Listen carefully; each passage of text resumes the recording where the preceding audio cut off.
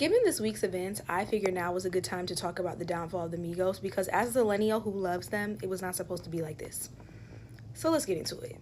Offset, Takeoff, and Quavo become a group in 2008 called the Polo Club. Throughout the years, there was always rumors about how exactly they were related. People thought they were brothers or cousins somehow, but eventually we discovered that Quavo was Takeoff's uncle and Offset knew them through school. They eventually changed their name to the Migos as an ode to amigos in Spanish, and by 2013, they have their breakthrough moment. And that breakthrough moment came through none other than Versace. Everybody knows the song, it blew up everywhere, it was on the charts. And then Drake got on the remix.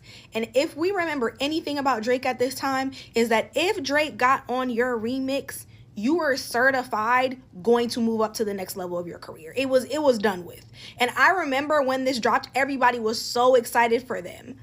From 2013 to 2015, they kind of have like a slow burn. They're starting to blow up. The YRN mixtapes are going crazy. They're getting more and more features. And then in fall of 2015, they released Look at My Dab. And this was a cultural phenomenon. And it wasn't just the song, but it was the dance. Literally everybody and their mama, even the white folks, was doing the dab.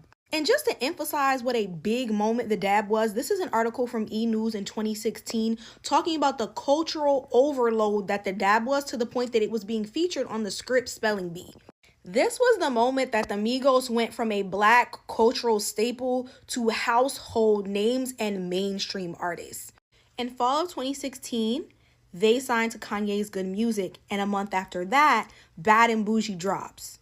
Again, cannot be understated what a big moment Bad and Bougie is. That song stays on the Billboard Hot 100 for 36 weeks, 3 weeks at #1, the first time that they had ever done that. Then in January of 2017, they released the Culture album, okay? It goes #1 on the rap charts and the Billboard Hot 100, first time they had ever done that.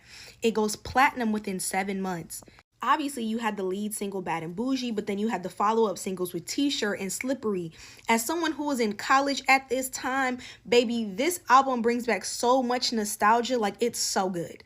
Obviously, 2017 is a huge year for them. Come the fall, they release Motorsport as a lead-up single into the Culture 2 album, which comes out in January of 2018. 2018, the album comes out. Stir Fry is another single that goes top 10 on the Hot 100. They're still riding a high. They're like doing great.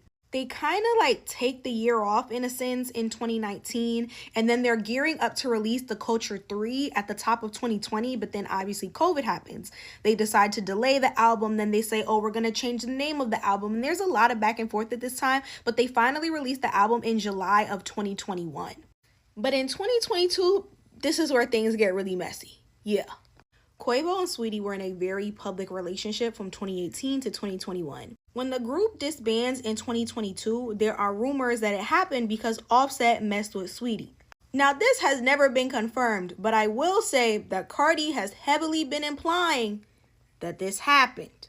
Just to further prove the point, a lot of people think that this line in Every Time by Cardi is about that situation. Also, around this time, Quavo releases a song where he says this, heavily implying that this is, right. But to Offset's defense, he has said that did not happen. So as you can see, there was a lot of back and forth between these two during the breakup. And if I'm remembering correctly, Takeoff didn't really say anything. He was kind of playing it neutral. But sadly, a few months later in November of 2022, Takeoff is killed at only 28 years old. It's not only sad because his life was taken in such a senseless way and he's so young, but also because people were holding out hope that they would get together and make music and get along again, and that was officially gone. A few months later, at the 2023 Grammys, Quavo does a tribute for Takeoff. TMZ reports that Quavo and Offset got into it at the Grammys backstage because Quavo did not let Offset participate in the tribute.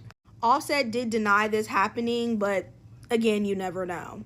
However, a year later, Offset does post happy birthday to Quavo, so we can maybe assume that they're good now. Since the group has been broken up, Quavo has released some albums and some songs, but none of them have been as commercially successful as his stuff with the Migos. I would say the story with Offset's career has been relatively similar, releasing some album songs that really aren't making any noise. He's divorced Cardi, but over the last year or so, there's been a lot of rumors that he's broke and in gambling debt. 2 days ago, it's reported that Offset is shot. They immediately say that he's in stable condition, but everybody's like, what is going on? Then reports come out that little TJ was arrested for shooting Offset. Word on the curb is that Offset owed him $10K. He pulled up on him trying to get his money. Offset brushed him off, and then pow pow. Then we're getting stories like this, that he lost $900,000 gambling. Then earlier today, TMZ reports that a Detroit casino is suing Offset for $100K that he needs to pay. All of that said, if you would have told me when they first blew up that they would end up like this, I would have said, no, that's not them. That's not going to be their story. And honestly, it's sad, but rest in peace, Takeoff.